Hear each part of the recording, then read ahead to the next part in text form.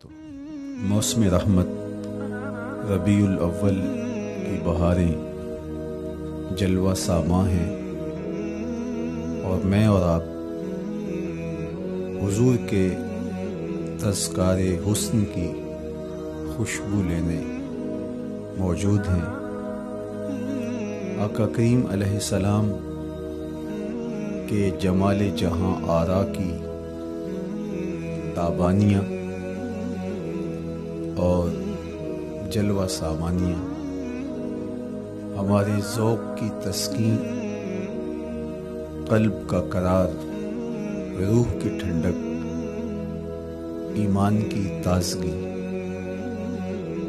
عشق و محبت کی نہضت کا سبب اور ذریعہ ہے۔ آقا کریم علیہ السلام کے فضائل، حضور علیہ الصلاۃ والتسلیم کے خصائل اور آپ کے شمائل بیان کرنا شروع سے ہی اہل ایمان کا طریقہ رہا ہے۔ خصائل حضور کی سیرت کے عنوان کو کہا جاتا ہے، فضائل حضور کی عظمت و رفعت حضور کے معجزات کا عنوان ہے، شمائل حضور کے اعضائے نور کا تذکرہ جاں فضا ہے، حضور کے حسن و جمال کی باتیں ہیں۔ آقا کریم علیہ السلام کے شمائل پر، خصائل پر، فضائل پر علماء نے بہت کام کیا، تصنیفات چھوڑی، محدثین نے اس عنوان سے باب باندھے۔ قیامت تک آنے والی انسانیت کے لیے حضور کی سیرت، حضور کے کردار کے عنوانات کتب میں نقش ہیں۔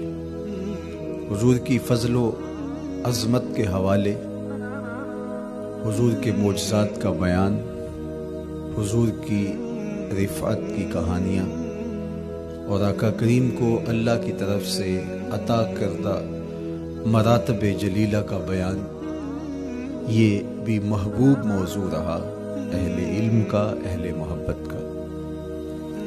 لیکن حضور علیہ السلام کے شمائل، حضور کی صورت کا بیان، حضور کے حلیہ نور کی باتیں، یہ بھی ترک نہیں ہوئی۔ عمومی طور پہ ہم شخصیات کے کردار کے حوالے سے، ان کی عادات کے حوالے سے، ان کے خصائل کے حوالے سے، ان کی تعلیمات کے حوالے سے پڑھتے ہیں۔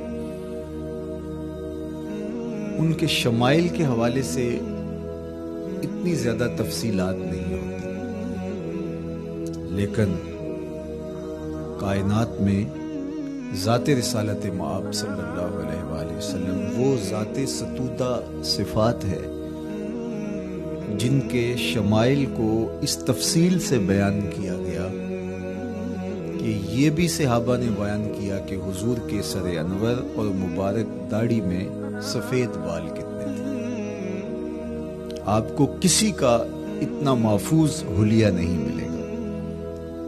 حضور علیہ السلام کی زلفوں کے خم کیسے تھے، حضور کی رنگت سے لے کر کے حضور کے اعضائے بدنیہ کے توازن، حسن اور جمال کی کہانیاں آپ کتب احادیث میں، شمائل کی کتابوں میں بکھری ہوئی نظر آئیں گی۔ اور کیوں نہ ہو، جس کے حسن کے قصیدے میرے رب نے بھی بیان کیے ہیں۔ کبھی حضور کے چہرہ نور کا ذکر کرتے ہوئے والضحیٰ واللیل اذا سجا، کبھی حضور علیہ السلام کی مبارک زلفوں کا تذکرہ کرتے ہوئے حامیم، کبھی آقا کریم علیہ الصلاۃ والسلام کے مبارک ہاتھوں کا، کبھی دیگر اعضائے بدنیہ کا ذکر قرآن نے کیا۔ حضور کے سینہ اقدس کی کہانی قرآن نے بیان کی۔ حضور علیہ الصلاۃ والسلام کی مازاغ آنکھوں کا تذکرہ قرآن نے کیا۔ تو پھر یہ محبوب اور مرغوب موضوع کیوں نہ ہوتا۔ اور آقا کریم کو اللہ نے وہ جمال دیا تھا، وہ حسن عطا کیا تھا، وہ خوبصورتی دی تھی جو حضور کا ہی حصہ ہے۔ ویسے اللہ کا ہر پیغمبر، ہر نبی، ہر رسول خوبصورت ہوا، کوئی نبی ایسا نہیں ہے جو خوبصورت نہ ہوا ہو۔ یہ اللہ کا انتخاب ہے۔ آپ تو دکان پہ سیل مین بھی رکھیں تو اس کی باقی قابلیت کے ساتھ ساتھ اس کی شخصیت کو آپ دیکھتے ہیں کہ جو خوش شکل ہو، آنے والے کو متاثر کر سکے، باوقار لگے۔ تو جس کو اس نے نبی بنانا تھا تو اس کو اس نے یوں ہی یہ عظمت اور یہ رفت عطا کر دینی تھی۔ تو اللہ کا ہر نبی حسین، ہر نبی جمیل، لیکن جو جمال، جو خوبصورتی، جو حسن، جو شان و شوکت اللہ نے میرے اور آپ کے آقا و مولا حضور ختم المرتبت کو عطا کی، وہ حضور کا ہی مقسوم ہے، وہ حضور علیہ السلام کا ہی حصہ ہے۔ سر انور سے لے کر پائے نور تک حضور کا ہر عضو بدن خوبصورتی کا مرقع اور جمال کا معیار ہے۔ خوبصورتی کیا ہوتی ہے؟ حسن محمد کو دیکھ لو، کوئی عیب، کوئی نقص حضور کے پاکیزہ وجود میں نہیں رکھا گیا۔ خلقت مبرأ من کل عیب، حضور کے سامنے حضرت حسان بن ثابت نے یہ پڑھا اور آقا کریم نے اس پر خوشی کا اظہار کیا اور اللہ کی بارگاہ میں دعا کی، اللہم ایدہ بروح القدس، جبریل امین سے اللہ اس کی مدد فرما۔ تو انہوں نے یہ بات کہی کہ آپ کو ہر عیب سے مبرہ رکھا گیا ہے، آپ کا پیکر نور، آپ کا وجود مسعود حسن و جمال کا ایسا مرقع بنایا گیا کہ جس میں کوئی نقص نہیں رکھا گیا۔ صوری حسن بھی عطا کیا گیا، مانوی حسن بھی عطا کیا گیا۔ حضور کے اعضاء کا جو ظاہری حسن تھا وہ بھی اپنی مثال آپ تھا، اور جو باطنی جمال اور باطنی حسن اور باطنی کمال عطا کیا گیا تھا وہ بھی اپنی مثال آپ ہے۔ اگر حضور علیہ السلام کے مبارک ہاتھوں کو جمال دیا گیا ہے، لیکن جو توانائی عطا کی گئی، جو طاقت عطا کی گئی، یداللہ کے جو جلوے ان ہاتھوں میں رکھے گئے، وہ بھی ایک دل آویز کہانی ہے۔ اگر آنکھوں کی پتلیاں خوبصورت ہیں اور آپ کی مبارک آنکھوں کی چمک سے کائنات اس کو دیکھ کر کے مبہوت ہو جاتی ہے، مازاق کے کجلے اس میں رکھے گئے ہیں، لیکن اس کا مانوی حسن بھی دیکھیے کہ حضور بیٹھے مدینے میں ہیں اور جنت کا مشاہدہ کر رہے ہیں۔ وہ توانائی بھی عطا کی گئی کہ جس طرح روشنی میں دیکھا جاتا ہے حضور اسی طرح اندھیرے میں دیکھتے ہیں۔ فرمایا صحابہ صفیں سیدھی رکھا کرو، مت سمجھو کہ میں صرف آگے دیکھتا ہوں، میں آگے بھی دیکھتا ہوں، میں پیچھے بھی دیکھتا ہوں، میں تمہارے رکوع بھی دیکھتا ہوں اور دلوں میں پیدا ہونے والے خشوع بھی دیکھتا ہوں۔ اقبال بولے اے فروغت صبح آثار و دہور، چشم تو بی نندائے ما فی الصدور۔ لوگوں کی نظریں تو سینے کے اوپر دیکھتی ہیں، اے آمنہ کے در یتیم، تیری نظر تو سینے کے اندر چھپے راز بھی دیکھتی ہے۔ تو صوری حسن بھی اور مانوی حسن بھی اللہ نے اپنے محبوب کو عطا کیا، اور اللہ جل شانہ نے وہ جمال دیا حضور کو کہ جو دیکھتا وہ دیکھتا ہی رہ جاتا۔ ایسی چمک، ایسی رانائی، ایسی خوبصورتی اور ایسا جمال تھا، دیکھنے والے کہا کرتے ہیں اللہ اللہ، یاد آتا ہے خدا دیکھ کے صورت تیری۔ کتنے لوگ ہیں جنہوں نے صرف حضور کے چہرے کو دیکھا اور لبوں پہ کلمہ جاری ہو گیا۔ معروف نام حضرت عبداللہ بن سلام رضی اللہ تعالیٰ عنہ کا ہے، یہودیوں کے بہت بڑے حبر تھے، بہت بڑے عالم تھے. حضرت یوسف علیہ السلام کی اولاد سے تعلق تھا اور اس معاشرت میں ایک وقار کی مسند پہ براجماں رہتے. لیکن جو ہی حضور علیہ السلام مکے سے ہجرت فرما کے مدینہ تشریف لائے تو یہ حضور کو دیکھنے آئے. با فضل الصدقہ اٹھا کر دیکھیے کہ ایک مناظرہ ترتیب دیا انہوں نے کہ ان سے یہ بات کروں گا، یہ سوال کروں گا، یہ اعتراض اٹھاؤں گا. لیکن جب حضور کی مجلس میں پہنچے اور آقا کریم علیہ السلام کے رخ زیبا کو دیکھا تو سارے سوال بھول گئے. رومی بولے اے لقائے تو جواب ہر سوال، حل شود ہر مشکلت بے کی لوکال. تیری ملاقات ہی تو سارے سوالوں کا جواب ہے. تیرا ایک بار دیکھ لینا ہی تو سارے مسئلے حل کر دیتا ہے. تو سوالات کا ایک ڈھیر اٹھائے لائے تھے، ایک گٹھڑی باندھ کے لائے تھے سر پہ رکھ کے. لیکن جو ہی حضور کو دیکھا تو وہ جو گٹھڑی باندھ کے لائے تھے اس کی گرہیں ڈھیلی ہونے لگی. پھر سوال تتلیوں کی طرح اڑنے لگے اور حضور کو دیکھا تو کوئی سوال ہی باقی نہ رہا. اب آقا کریم نے فرمایا عبداللہ ابن سلام آؤ کدھر آئے ہو؟ یہ تو مناظرہ کرنے آئے تھے. سودا لینے کے لیے بازار گئے ہم، ہاتھ اس کے بکے جس کے خریدار گئے. لیکن جب آقا کریم نے پوچھا کہ آؤ کدھر آئے ہو تو انہوں نے کہا حضور میں آپ کا غلام بننے آیا ہوں، تیری تک کے ادامہ میں مرید ہو گئی. حضور کے ہاتھ پہ بیعت اسلام کر دی. اب جن لوگوں نے عبداللہ ابن سلام کو تیار کر کے بھیجا تھا وہ امید میں تھے کہ تھوڑی دیر کے بعد ہم سنیں گے کہ انہوں نے سخت سوال کیے اور مسلمانوں کے نبی ان کا جواب نہیں دے پائے. لیکن جب ان کے کانوں تک یہ خبر پہنچی کہ عبداللہ بن سلام نے تو کوئی سوال ہی نہیں کیا بلکہ وہ محبوب کی نگاہوں کا شکار ہو گئے اور انہوں نے دیکھتے ہی حضور پر تن من سب کچھ نچھاور کر دیا اور لبوں پہ کلمہ جاری ہو گیا، تو وہ صبر نہ کر سکے اور عبداللہ ابن سلام کے پاس پہنچے اور جا کے کہا کہ تو نے یہودیت کی ناک خاک آلود کر دی. تم نے کوئی سوال کیا ہوتا، انہوں نے جواب دیا ہوتا اور پھر تم نے مان لیا ہوتا تو ہم سمجھ جاتے کہ ایک عالم تھا، علمی پیاس بجھ گئی، مطمئن ہو گیا. لیکن یہ عجیب کہانی ہے، سنا ہے تم نے کوئی سوال بھی نہیں اٹھایا، انہوں نے جواب بھی نہیں دیا، بس تم نے ان کو دیکھا اور دیکھتے ہی تمہارے لبوں پہ کلمہ جاری ہو گیا. تو یہ کیا کہانی ہوئی؟ تو عبداللہ ابن سلام نے جو جواب دیا وہ آب زر کے ساتھ لکھنے کے قابل ہے. انہوں نے کہا کہ یہ بات میری سمجھ میں بھی نہیں آئی.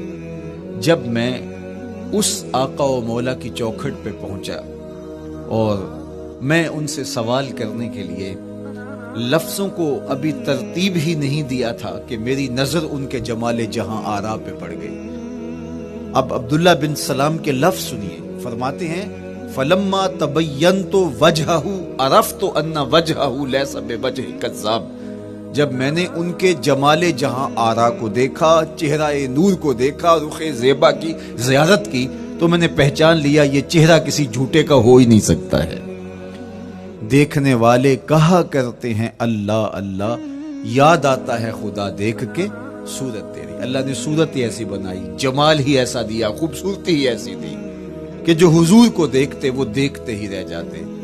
تو کتنے لوگ تھے کہ جنہوں نے محض حضور کو دیکھا پھر اس کے بعد لب کھلے تو کلمہ ہی جاری ہوا.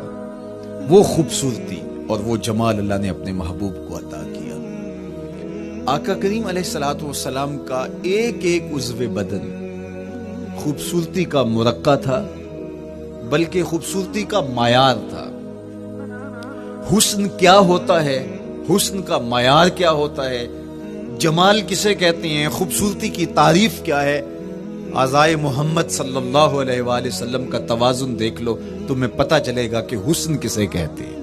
حضور علیہ السلام کو اللہ تعالیٰ جل شانہ نے جو حسن بخشا، جو جمال دیا، جو خوبصورتی دی، وہ حضور کے مبارک قدموں سے اس کا انداز کیجئے کہ جس کے قدم اتنے سونے ہیں اس کا چہرہ کتنا سونا ہوگا. حضرت عبداللہ بن بریدہ رضی اللہ تعالی عنہ حضور کے مبارک قدموں کا ذکر کرتے ہوئے وصف جمال محمد کی کہانی چھیڑتے ہیں اور فرماتے ہیں کانا رسول اللہ صلی اللہ علیہ وآلہ وسلم احسن البشر قدما، کہتے ہیں کہ کائنات میں جتنے سونے قدم میرے حضور کے تھے کسی کے تھے ہی نہیں۔ جو جمال اللہ نے حضور کے مبارک قدموں کو دیا تھا، اللہ اکبر، وہ کسی اور کا مقصود نہیں تھا۔ خوبصورت قدم۔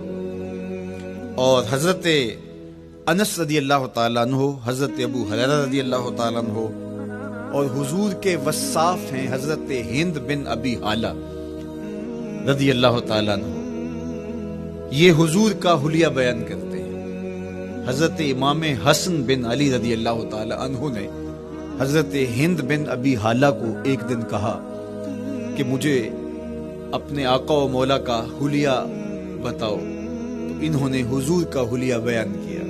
یہ حضور کے وصاف ہیں، چونکہ انہوں نے حضور علیہ السلام کو بہت قریب سے دیکھا اور آقا کریم علیہ السلام کی زیارت سے مالا مال ہوئے۔ ویسے حضرت امام حسن نے بھی تو حضور کو دیکھا تھا، اور بھی اصحاب نے حضور کو دیکھا تھا۔ یہاں یہ بات دلچسپی سے خالی نہیں ہے کہ صحابی ہی تب بنتا ہے جب وہ حضور کو بنظر ایمان دیکھے، لیکن صحابہ ایک دوسرے سے پوچھتے تھے کہ بتاؤ حضور کیسے تھے؟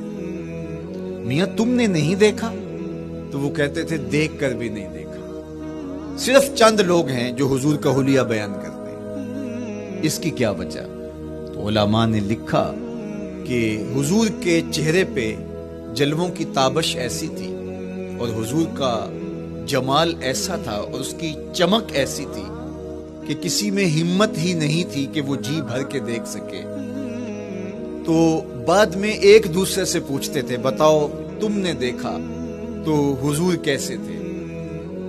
اگر ان لوگوں کی تعداد میں آپ کو بتاؤں تو 3 درجن سے زیادہ نہیں ہوگی جو حضور علیہ السلام کے وصاف ہیں، حضور کے حلیہ نگار ہیں، جو آقا کریم علیہ السلام کی صورت کا نقشہ بیان کرتے ہیں۔ دیکھا 1,24,000 اصحاب نے ہے، لیکن جو وصف بیان کرتے ہیں، شمائل رسول کو بیان کرتے ہیں، ان کی تعداد 3 درجن سے زیادہ نہیں ہے۔ اور یہ بھی وہ لوگ ہیں جنہوں نے حضور کو بچپن میں دیکھا، جنہوں نے حضور کو سوئے ہوئے دیکھا، حضور کو بہت قریب سے دیکھا۔ حضور علیہ السلام کے پاس ان کا آنا جانا بہت زیادہ تھا، اس طرح انہوں نے حضور علیہ السلام کو دیکھا۔ حضرت حسان بن ثابت رضی اللہ تعالی عنہ فرماتے ہیں کہ میں جو حضور کا حلیہ بیان کرتا ہوں تو اس کا سبب یہ ہے کہ میرے پاس حضور کو دیکھنے کا ایک طریقہ آ گیا تھا۔ فلما نظرت الى انوارہ فودعت کفی علی عینی خوفا من ذہاب بصری، کہا کہ جب میں حضور کو دیکھتا تھا تو اپنی آنکھوں پر انگلیاں رکھ کے انگلیوں کی اوٹ سے دیکھتا تھا کہ حضور کے جلووں کی چمک سے میری آنکھوں کی بینائی نہ جاتی رہے۔ یہ کون کہہ رہے ہیں؟ حضرت حسان بن ثابت رضی اللہ تعالیٰ عنہ۔ اور آپ جانتے ہیں حضرت حسان بن ثابت رضی اللہ تعالیٰ عنہ شاعر ہیں، اور شاعر حسن دیکھنے میں بڑا دلیر ہوتا ہے، اور یہ حسن بھی ابھی پوشیدہ ہے، 70,000 بشریت کے پردے ڈالے گئے ہیں۔ اگر یہ حسن بے نقاب ہوتا تو کوئی جلووں کی تاب ہی نہ لا سکتا۔ یہی بہتر ہے کہ وہ پردے میں روح پوش رہے، وہ اگر پردہ اٹھا دے تو کسے ہوش رہے؟ کس کی ہمت تھی؟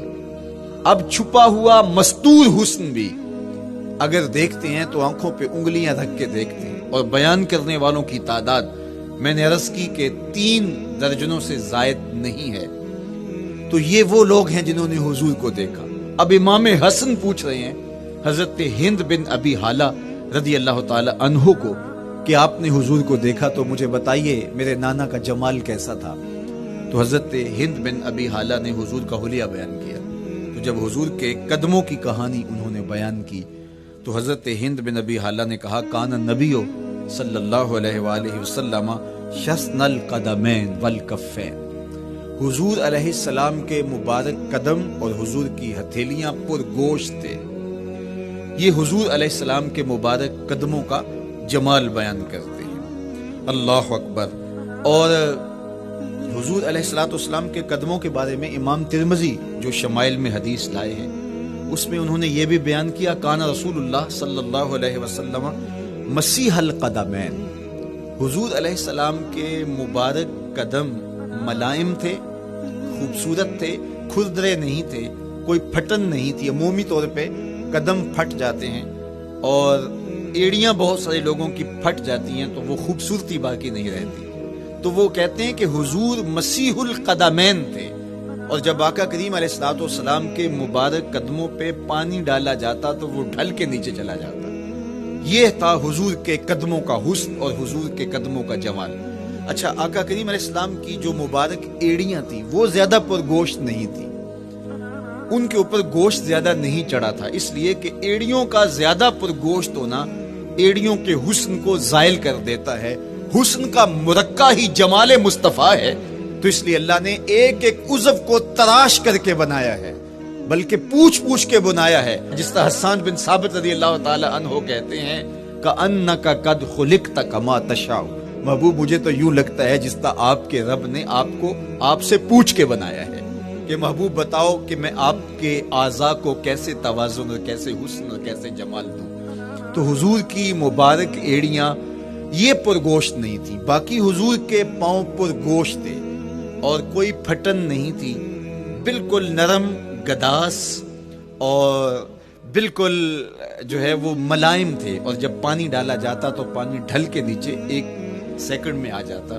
یہ اللہ نے محبوب کو حسن دیا۔ حضرت ہند بن ابی حالہ نے کہا کہ حضور کے مبارک تلوے جو تھے وہ درمیان سے اٹھے ہوئے تھے، ایڑیوں سے لے کر کے انگلیوں تک یہ تلوہ کہلاتا ہے، جو اس کا نچلا حصہ جو زمین سے مس کرتا ہے، اور اس میں جو درمیان والا حصہ ہے یہ اٹھا ہوا ہو اور بالکل پاؤں سیدھا نہ ہو تو یہ پاؤں کا حسن ہے۔ پاؤں کا بالکل سیدھا ہو جانا یہ پاؤں کے حسن کو زائل کر دیتا ہے۔ اس میں تھوڑا سا خم ہو، جب چلے تو انگلیاں اور پنجے کا جو ہے وہ آگے والا حصہ زمین پہ لگے اور ایڑی لگے، اور درمیان والا حصہ زمین پہ نہ لگے، تو یہ حسن ہوتا ہے کسی کے پاؤں کے تلوے کا۔ اللہ نے محبوب کے مبارک قدم کی پشت کو بھی حسن دیا، حضور کے تلووں کو بھی حسن دیا، حضور کی ایڑیوں کو بھی حسن دیا۔ سائل الاطراف، حضور کی مبارک انگلیاں قدرے لامبی تھی، اور یہ حسن ہوتا ہے۔ انگلیاں چھوٹی ہوں، ان کا قد پست ہو تو پاؤں کی خوبصورتی دکھائی نہیں دیتی، لیکن اللہ نے اپنے محبوب کی انگلیوں کو بھی ایک لمبائی عطا کر کے اس کو بھی ایسا جمال دیا تھا، یار جو پاؤں کو دیکھتا رہے وہ پاؤں کو ہی دیکھتا رہ جائے۔ اللہ اکبر۔ اچھا، بعض احادیث میں آتا ہے کہ حضور علیہ السلام کے مبارک تلوے جو ہیں لیس لہا اخمس، یہ لفظ ہیں کہ وہ اخمس نہیں تھے، یعنی وہ درمیان سے اٹھے ہوئے نہیں تھے۔ تو اس کا کیا مطلب ہے؟ یہ حضرت ابو ہریرہ رضی اللہ تعالیٰ عنہ سے جو مروی روایت ہے اس میں یہ ہے لیس لہا اخمس، اور حضرت ہند بن ابی حالہ سے جو حضور کے مبارک تلووں کا حسن بیان کیا گیا ہے تو اس میں یہ بیان کیا گیا ہے کہ حضور علیہ الصلوۃ والسلام کا مبارک قدموں کا تلووں کا حسن یہ تھا کہ وہ درمیان سے تھوڑے سے اٹھے ہوئے تھے، اور یہ خوبصورت پاؤں کا جمال ہوتا ہے۔ تو ان دو چیزوں میں علماء نے تطبیق کی ہے۔ اللہ ان علماء کی قبروں پر رحمتیں نازل کرے جو حضور کے حسن پہ، حضور کے جمال پہ گفتگو کرتے رہے، اور ایک ایک عضو پر انہوں نے کئی کئی صفحات لکھے اور کتابیں انہوں نے تحریر کی حضور کے جمال پر۔ اب حضرت ہند بن ابی حالہ رضی اللہ تعالی عنہ، انہوں نے تو حضور کو گھر میں دیکھا تھا، یہ حضرت خدیجۃ الکبریٰ رضی اللہ تعالی عنہا کے فرزند تھے ابو حالہ سے۔ اب انہوں نے تو دیکھا، اب حضور لیٹے ہیں تو انہوں نے حضور کے پاؤں کو دیکھا کہ درمیان میں ہلکا سا خم ہے اور یہ پاؤں کا جمال ہے۔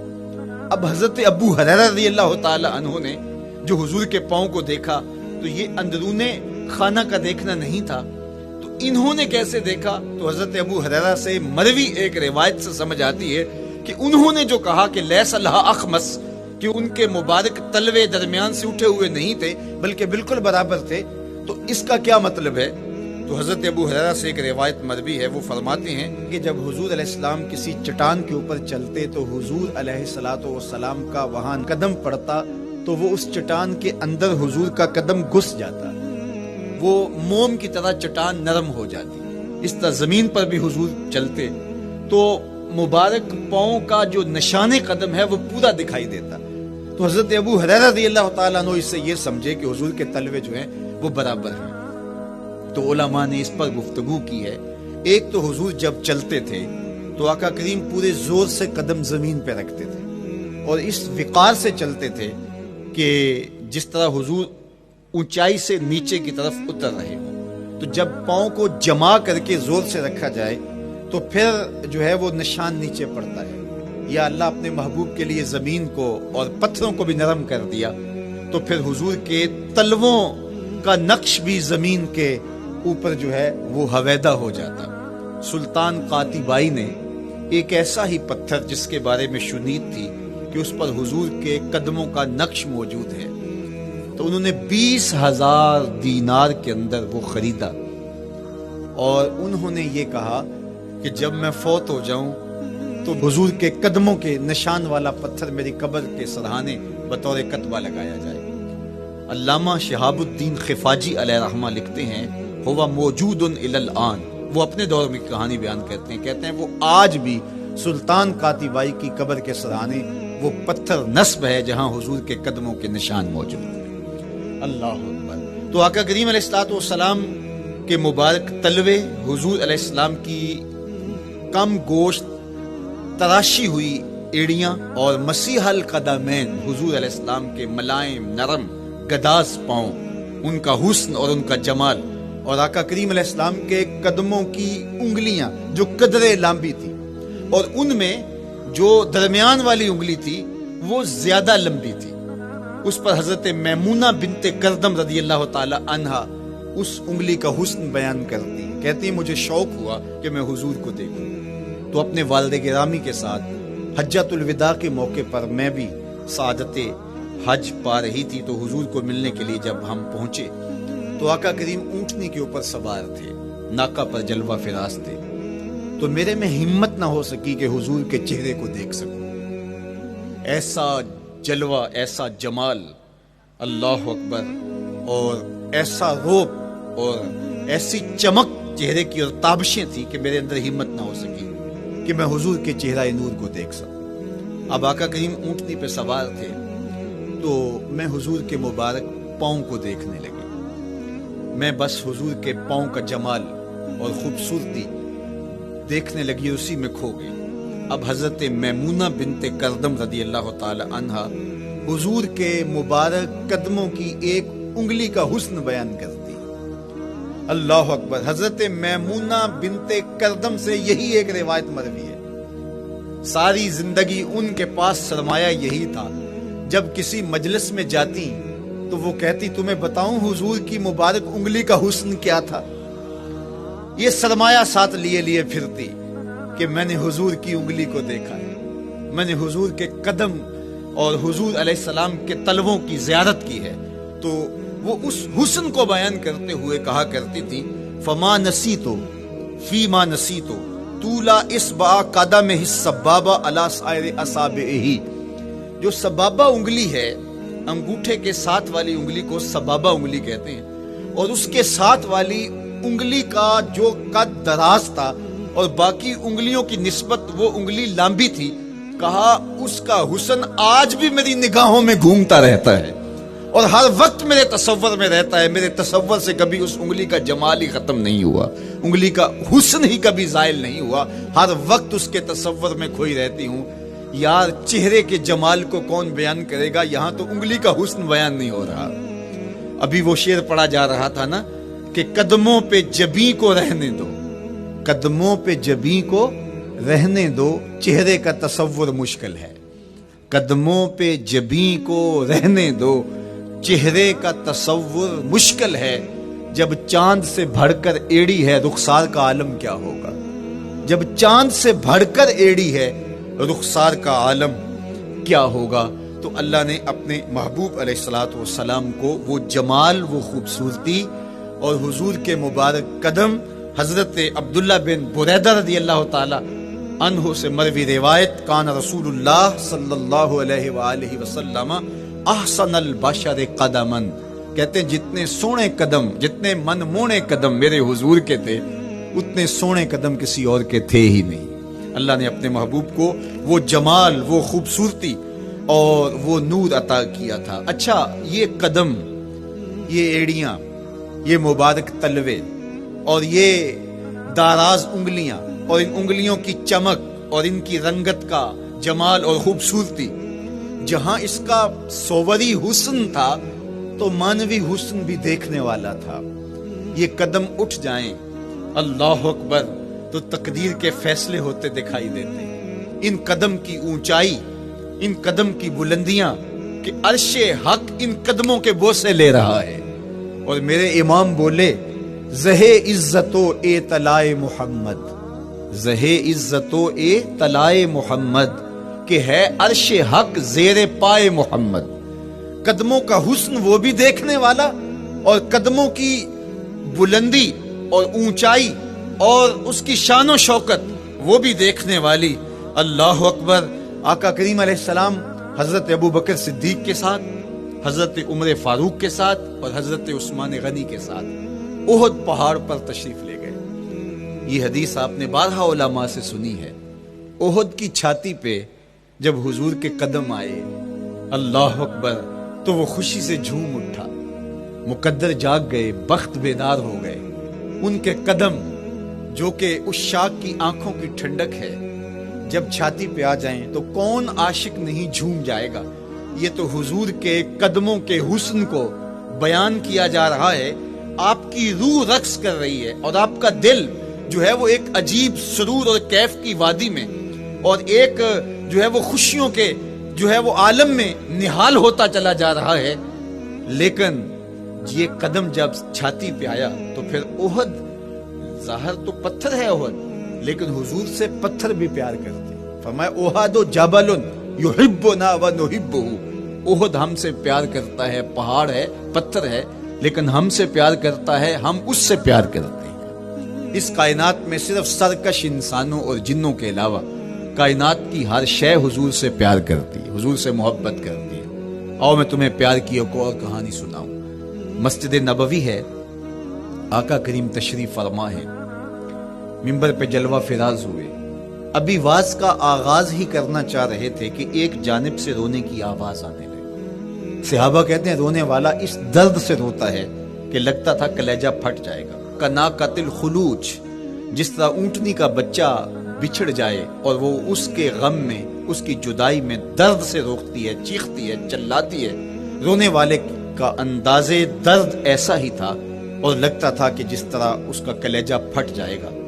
صحابہ دائیں بائیں دیکھتے ہیں لیکن رونے والا دکھائی بھی نہیں دیتا، اور ماحول کے اندر اس طرح درد پھیل رہا ہے کہ سینوں میں دل لرز رہے ہیں اور عجیب کیفیت طاری ہو گئی۔ حضور ابھی بیٹھے ہیں، خطبے کا آغاز بھی نہیں ہوا اور رونے والا کیف و درد میں روتا چلا جا رہا ہے۔ فنزل النبی صلی اللہ علیہ وسلم عن المنبر، حضور منبر سے نیچے تشریف لائے۔ صحابہ کی آنکھیں محو حیرت ہیں، استجاب کا عالم ہے، یہ کون رو رہا ہے اور اتنے درد سے رو رہا ہے اور دکھائی بھی نہیں دے رہا۔ آقا کریم منبر سے نیچے جلوہ فراز ہوئے، ایک سمت بڑھے، کھجور کا خشک تنا پڑا تھا۔ آج پہلا دن تھا کہ منبر حضور علیہ السلام کے لیے بچھایا گیا، ورنہ یہ خشک تنا دیوار کے ساتھ جو ہے وہ رکھا گیا تھا اور حضور اس کے ساتھ ٹیک لگا کر کے واز کیا کرتے تھے۔ جب منبر بن گیا تو اس کو اٹھا کر کے اب اس کی ضرورت نہیں رہی، ایک کونے میں ڈال دیا گیا۔ اب جو ہی حضور منبر پہ تشریف فرما ہوئے تو اس خشک تنے کا کلیجہ لرز اٹھا اور وہ ایسے روتا تھا جس طرح اونٹنی کا بچہ بچھڑ جائے اور وہ روتی ہے، اس طرح وہ خشک تنا رو رہا تھا۔ اس تنے ہنانا در ہجر رسول، زار می نالت چو ارباب عقول، جس طرح عقل والے، جس طرح جو ہے وہ فہم و ادراک رکھنے والے لوگ روتے ہیں درد سے، وہ رو رہا تھا۔ آقا کریم علیہ السلام اس کے پاس گئے اور اس کو اپنی آغوش میں سمیٹ لیا۔ بچھڑا ہوا بچہ جب اپنی ماں کو ملے تو اس کی ہچکیاں بن جاتی ہیں، اس کی گھگھی بن جاتی ہے، تو یہی کیفیت اس کی ہو گئی اور آقا کریم اپنا دستے رحمت اس کے اوپر پھیرتے چلے جاتے ہیں۔ بتدریج اس کی سسکیاں، اس کے رونے کی آواز کم ہوتی چلی جا رہی ہے۔ آہستہ آہستہ وہ خاموش ہو گیا۔ حضور پھر دوبارہ تشریف لائے اور ممبر پہ خطبہ دینے سے قبل صحابہ کی آنکھوں میں استعجاب کا عالم دیکھا، حیرت کی فراوانی دیکھی۔ فرمایا کہ تم جو سوال کرنا چاہ رہے ہو، جو تمہاری آنکھوں میں پوشیدہ سوال ہے، میں اس کو اچھی طرح جانتا ہوں۔ لو لم افعل ھکذا لحن الی یوم القیامہ، اگر میں ممبر سے اتر کے اپنے عاشق زار کو یوں تسلی نہ دیتا، یہ قیامت تک یوں ہی روتا ہی رہتا۔ حضرت محمد بن سیرین رضی اللہ تعالیٰ عنہ کہا کرتے تھے کہ حضور کی محبت میں ایک خشک تنا بھی زارو زار روئے تو جس کے سینے کے اندر محبت بھرا دل ہے تو وہ حضور کے عشق میں آنسو کیوں نہیں بہائے گا؟ حضور کی یاد میں اس کی آنکھیں آنسو کا خراج کیوں نہیں دیں گی؟ تو وہ خشک تنا حضور کی محبت میں رو رہا ہے۔ اب ہے یہ پتھر، لیکن میرے حضور فرماتے ہیں کہ یہ پہاڑ مجھ سے پیار کرتا ہے اور میں اس سے پیار کرتا ہوں۔ اب حضور اپنے اس محب کے گھر تشریف لے گئے اور اس کی چھاتی پہ قدم رکھا تو وہ خوشی سے جھوم اٹھا۔ فضاربا برجلہ، اپنا مبارک پاؤں زور سے مارا۔ فقال اثبت احد فانما علیک نبی و صدیق و شہیدان، فرمایا احد ٹھہر جا، تیرے اوپر اللہ کا ایک نبی ہے، ایک صدیق اور 2 شہید ہیں۔ تو حضور کی مبارک ایڑی کے لگنے کی دیر تھی، حضور کے قدم کی ضرب کی دیر تھی کہ اس کا زلزلہ تھم گیا۔ میرے امام بولے ایک ٹھوکر سے احد کا زلزلہ جاتا رہا، ایک ٹھوکر سے احد کا زلزلہ جاتا رہا، رکھتی ہیں کتنا وقار اللہ اکبر ایڑیاں۔ زلزلہ آ گیا اس کے اوپر، وہ جھومنے لگا، لیکن حضور نے اپنا مبارک قدم مارا اور وہ ٹھہر گیا۔ اللہ اکبر۔ تو یہ پہاڑ آج بھی اس شاخ جب شہر مدینہ میں حاضر ہوتے ہیں تو وہ احد پہ تو ضرور جاتے ہیں، حضرت امیر حمزہ کے مزار پہ حاضری دینے کے لیے اور اس جبل احد کو دیکھنے کے لیے۔ اور یقین جانیے گا جبل احد کو جب ہم دیکھتے ہیں تو عجیب کیفیات میں ڈوب جاتے ہیں۔ میں تو وہاں دوستوں کو کہا کرتا ہوں کہ آج پورا مدینہ بدل گیا ہے، یعنی اس کی وہ صورت، وہ کچے مکان، وہ گروندے، وہ گھر، وہ کوچہ و بازار، وہ کچی سڑکیں، وہ ماحول آج وہ آپ کو نظر نہیں آ رہا۔ جہاں کچے مکان تھے جن کے اوپر چھت کھجور کے پتوں کی پڑی تھی، وہاں عالی نصب پلازے آپ کو نظر آتے ہیں، فلک بوس آپ کو ہوٹل نظر آتے ہیں۔ وہ کچی سڑکیں آج آپ کو وہاں دکھائی نہیں دیتی، وہاں تارکول کی بچھی ہوئی سڑکیں دکھائی دیتی ہیں، خوبصورت پتھر لگے ہوئے آپ کو نظر آتے ہیں، وہ ممیاتی ہوئی بکریاں، وہ جگالی کرتے ہوئے اونٹ آج آپ کو وہاں دکھائی نہیں دیتے، وہ ماحول آپ کو نظر نہیں آتا۔ تو پرانا مدینہ اگر ڈھونڈنے نکلیں بھی تو ظاہر ہے اگرچہ ان پختہ اور خوبصورت عمارتوں کے اندر بھی عکس جمال محمد کا پڑ رہا ہے، لیکن وہ پرانا دور اگر آپ تلاش کرنا چاہیں تو وہ آپ کو وہ چیزیں نہیں ملتی۔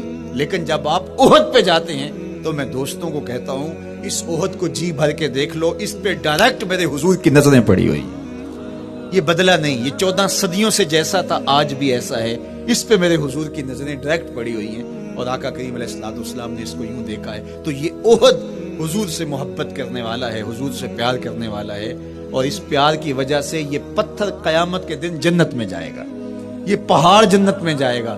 یار اگر ایک پہاڑ حضور سے پیار کر لے تو وہ مکین جنت بن جاتا ہے، اور اگر حضور کا غلام ایک عاشق حضور سے محبت کرے تو اللہ اس کو کتنے درجے عطا فرمائے گا۔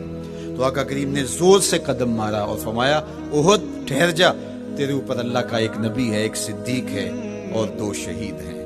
اللہ اکبر۔ تو یہ حضور علیہ الصلوۃ والسلام کے مبارک قدم کی شان ہے، یہ حضور کے مبارک قدم کا جمال ہے اور اس کی خوبصورتی ہے۔ غزوہ ذات الرقاع کے اندر حضرت جابر کا اونٹ چلتے چلتے تھک گیا، سفر لمبا تھا اور اونٹ کمزور تھا، تو چلتے چلتے اس کو تھکن ہو گئی، اب وہ قافلے سے پیچھے رہتا چلا جاتا ہے۔ تو اس نے حضور کی خدمت میں عرض کی یا رسول اللہ یہ اونٹ تھک گیا ہے اور میں قافلے کے ساتھ چل نہیں پا رہا، تو آقا کریم علیہ الصلوۃ والسلام نے اپنے مبارک قدم سے اس اونٹ کو ٹھوکر لگائی. فنشط حتی کان ما یملک زمامہ. حضرت جابر کہتے ہیں اس کی لگام سنبھالی نہیں جاتی تھی، اتنا تیز چلتا تھا. یار جس کے قدموں کی ٹھوکر سے یہ توانائی آ جائے، اس کے ہاتھوں کی توانائی کا عالم کیا ہوگا. تو اللہ نے صرف حضور کے مبارک قدموں کو صوری حسن ہی نہیں دیا تھا، مانوی جمال اور توانائی بھی عطا فرمائی تھی. حضور علیہ السلام کے چچا جناب ابو طالب کہتے ہیں کہ میں حضور علیہ السلام کے ساتھ تھا تو راستے میں ذی المجال کی منڈی آئی اور وہاں حالات ایسے تھے کہ پینے کے لیے پانی دستیاب نہیں تھا.